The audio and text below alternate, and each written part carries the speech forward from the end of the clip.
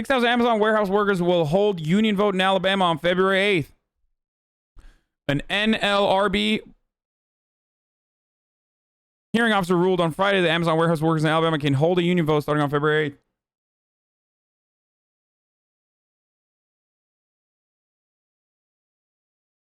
Good shit.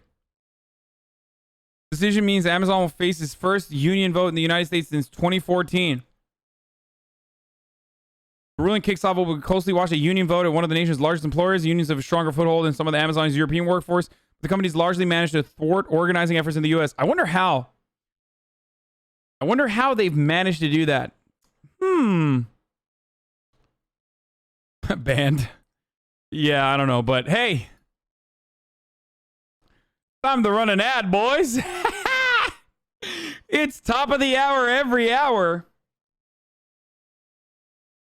60-second ad break coming to you right now. If you'd like to use those sweet Bezos bucks, you can use them right here, right now, with a click of a Twitch Prime by connecting your Amazon Prime account to your.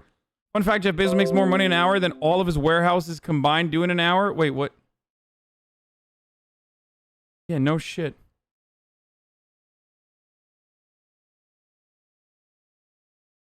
What?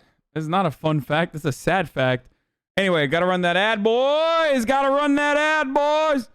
I'll tell you what.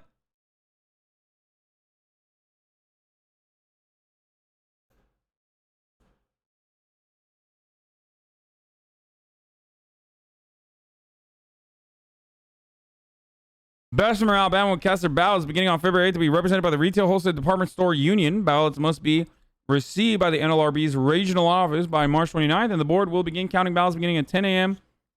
CT on the following day. Decision represents a blow to Amazon,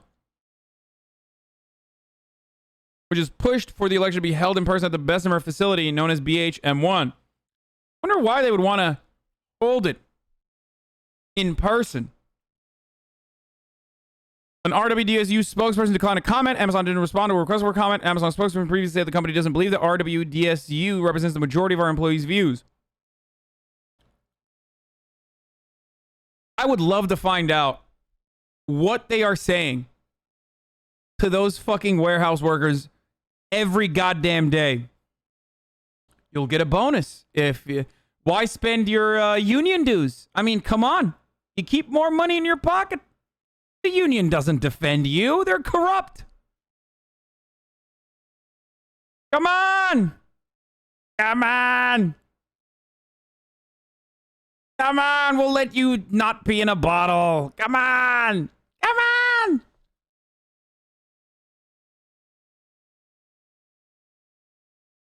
I think it has something to do with this. Sea shanties are out. Irish battles about killing English soldiers are in. Wait, what? Really? I don't think I had something to do with that.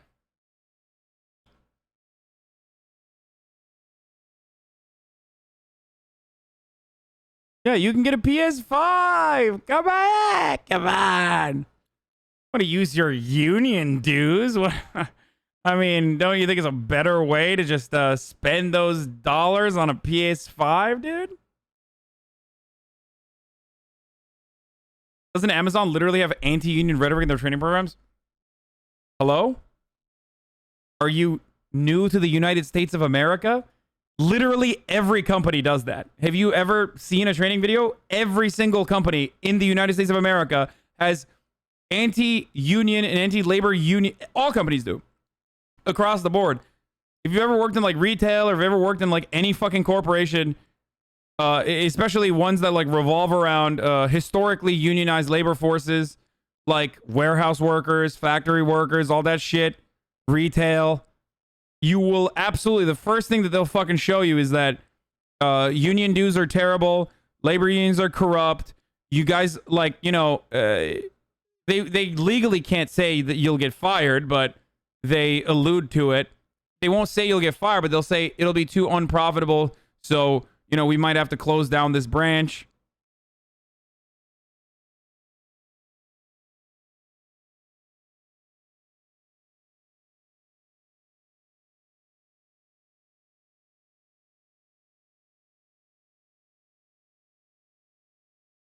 They do not use anti-union rhetoric, believe it or not. That's literally not true. I have seen I've shown anti-union videos from Amazon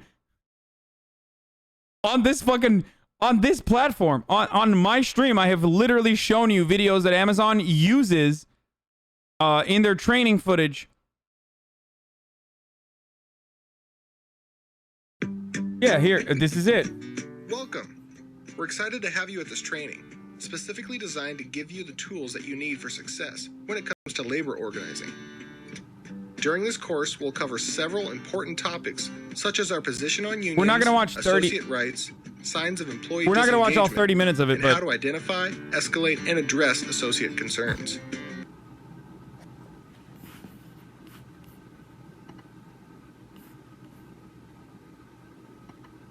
In this section, you will learn Amazon's position. by the way, you legally, if you ever see someone say, I will fire you if you unionize, don't clip that. Now you're going to clip that, but it doesn't matter. But if you ever say that, that's literally illegal. So you can report that to the NLRB and they will fucking try you. Ben Shapiro, Barstool, many people have said this in the past thinking they're being fucking funny or thinking that they literally will face no legal repercussions. Like, no, you can snitch on motherfuckers straight up. Right to work states literally make it illegal to join bargaining unions, don't they? Yes. Well, right to work has functionally destroyed, what is it called? Like the bargaining contracts that would extend, sorry, union dues. There's two different ways that you can destroy unions: by making it so that people don't have to pay union dues, which is famously, yeah, right to work makes it so that unions can't collect dues. So that is for unions in the private sector. And then a similar thing happens in the public sector as well for public sector union employees, which is one is the Janus Act and the other one is the, hold on, let me pull up the actual information. I don't want to fuck this up.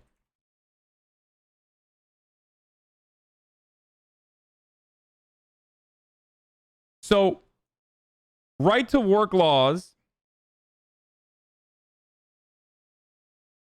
create, make it so that it's like a union can't say you have to join a labor union in a specific field. Right to work is literally doublespeak. Yeah, I know. It also basically means, like, you know, you can be fired with no protection whatsoever, with absolutely no repercussions of the corporation for no reason whatsoever, because there's no fucking protection. There's no protective barrier.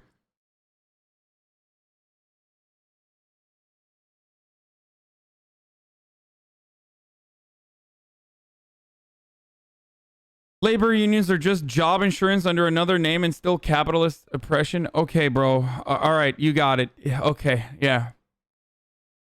Fucking, we found the welfare state is a continuation of the capitalist state and must be abolished, Andy, over here. Jesus Christ, dude.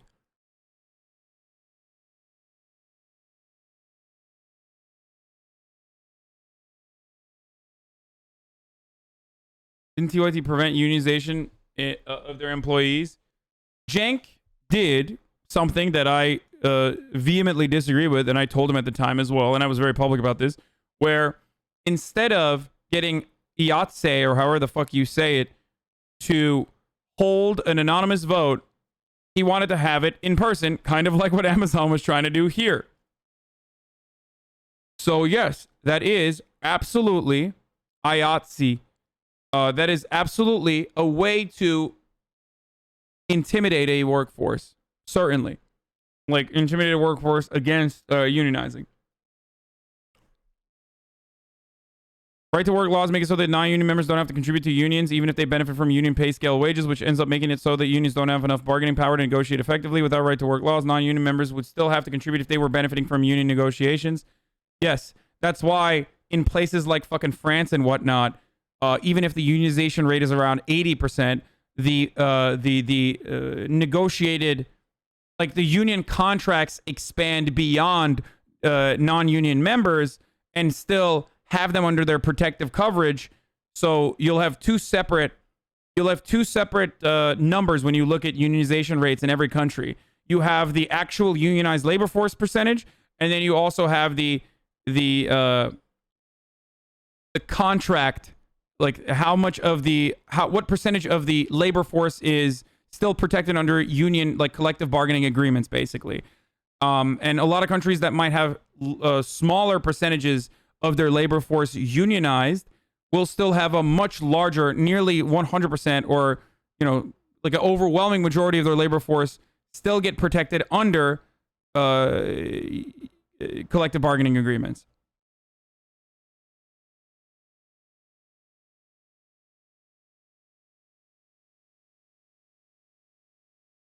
Also, here's another fun fact.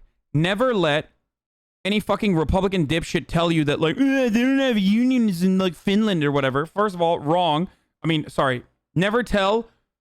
They won't say that because it's so transparently false that it doesn't fucking matter. They won't say that. They won't lie about that. But they will say there's no minimum wage. There's no, like, federal mandated minimum wage in some Nordic nations. And I think that there is still one. But the reason why there isn't is because if you have a completely near 100% unionized labor force, minimum wages straight up lower the lowest price that you can pay someone.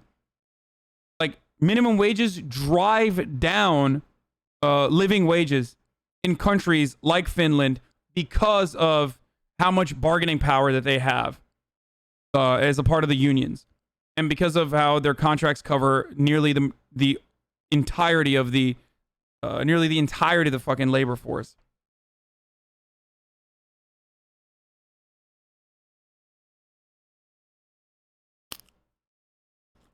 I live in a right to work state and I've never been fired. Equals still have job. Wait, isn't this the guy who was like talking about the Canary Islands?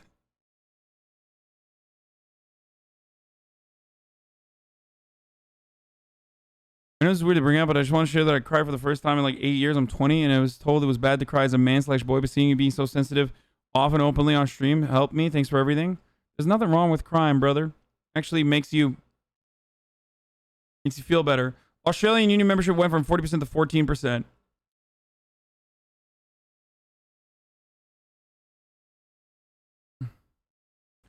Even in the United States of America, where our labor force is Taft-Hartley, yeah.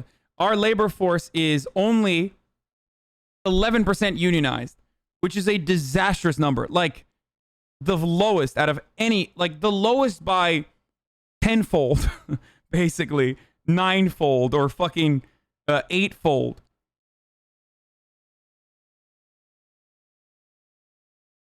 Even in this country, according to the Bureau of Labor Statistics, at the very least, union workers still make, I think, up to 20% more in wages than non-union workers, or at least unions have been able to increase wages by nearly 20%.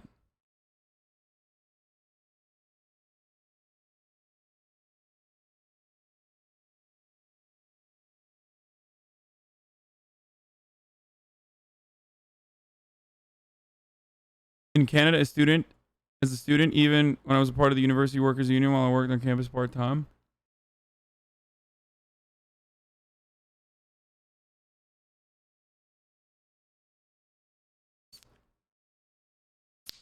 Can you explain on a basic level what the benefits of unions and unionization are? Because I don't really understand. Yes, it's very simple. If you are divided, you beg. If you are united, you bargain.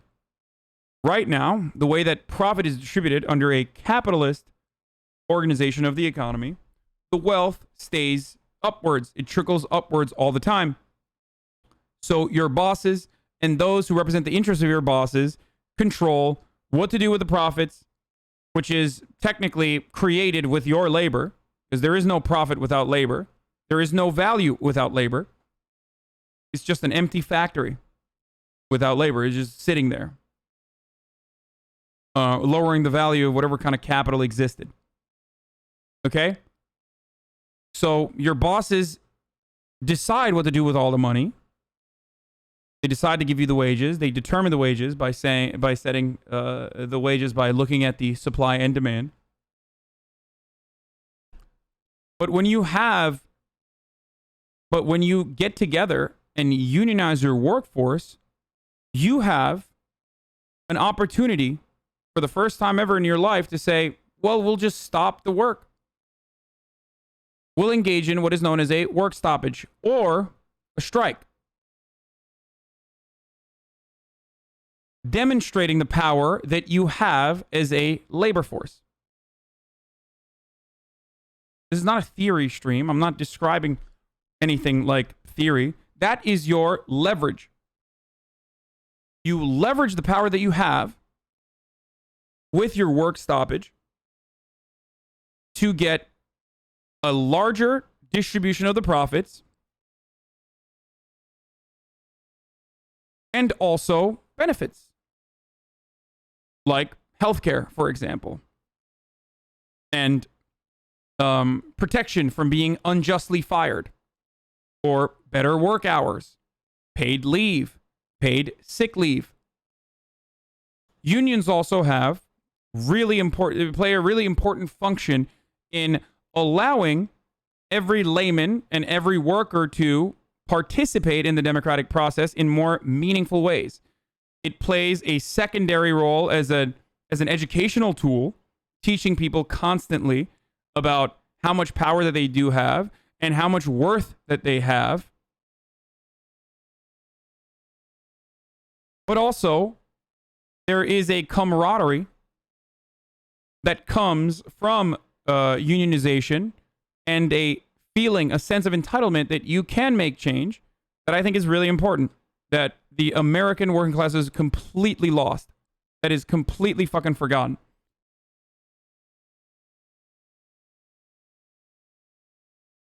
The police union is now be stripped down. I don't see a world where other parts of the economy have strong unions when the police union loses power. The problem is the police operate at the behest of capital. That's precisely why they have a functional and very strong union. Every other union, with the exception of the police union, operate for the working class. The police are the singular defense, like the last line of defense between the working class and capital owners. They also have a monopoly on legal violence. Yes, they do. That's why in leftist theory, or leftists will call cops class traitors, because cops are still working class. Their salaries are similar to a working class employee. They still work a salaried job.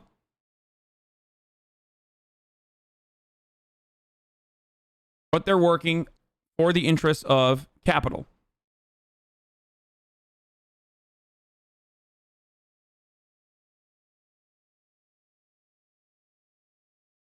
Police unions aren't unions. Unions protect workers from their managers. Police unions protect the police from consequences and from the public. Police unions are more like organized crime than a labor union. I mean, that's true too.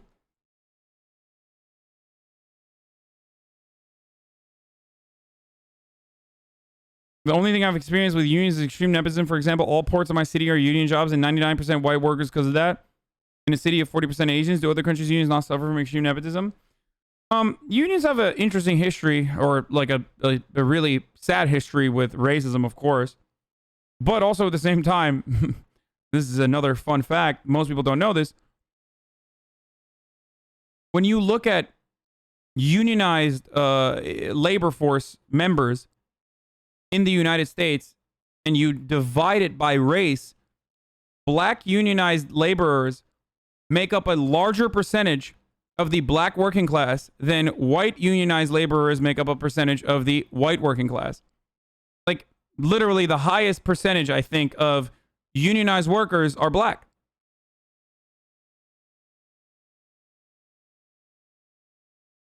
So unions nowadays, they can still be corrupt, of course. I mean, we saw that with the culinary union in Las Vegas, where the union bosses had interests that were diametrically opposed to the interests of the actual union workers.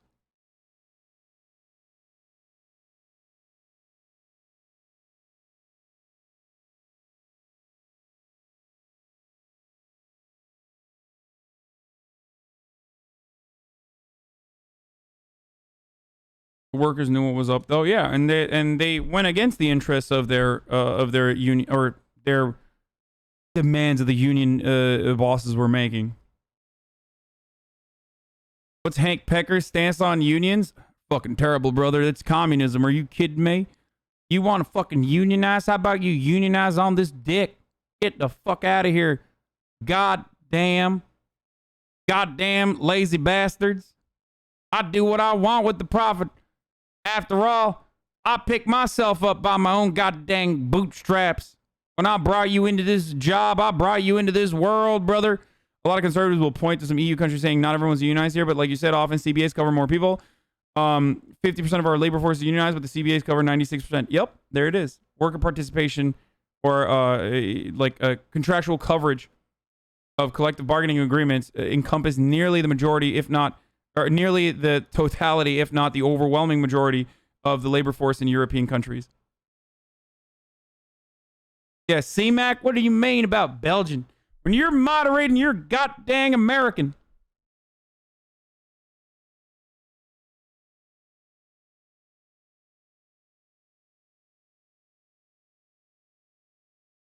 The other weird thing that I find strange because of a lack of like comprehensive understanding of unions in the United States of America is like unionized workers making a larger percentage of a larger share of the profits in fields that end up making billions of dollars, like actors, writers, okay, and athletes, professional athletes. These are all unionized workers.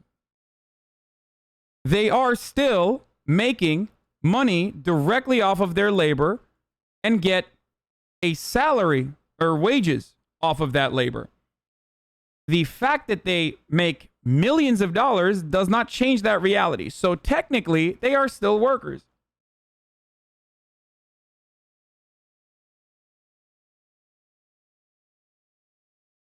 So whenever people say, oh, fuck those guys, they're fucking spoiled.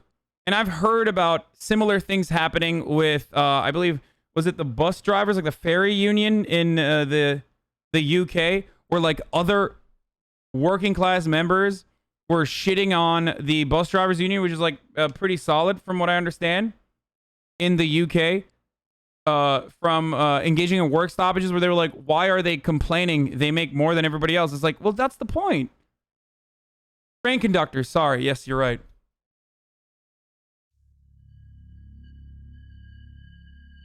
The tube. The fucking tube drivers union.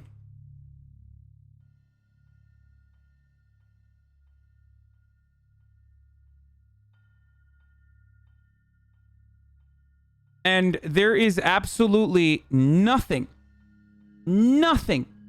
that's better for those who control our society, those who own capital, than to watch the working class fight amongst itself because one sector of the working class makes more money than the other.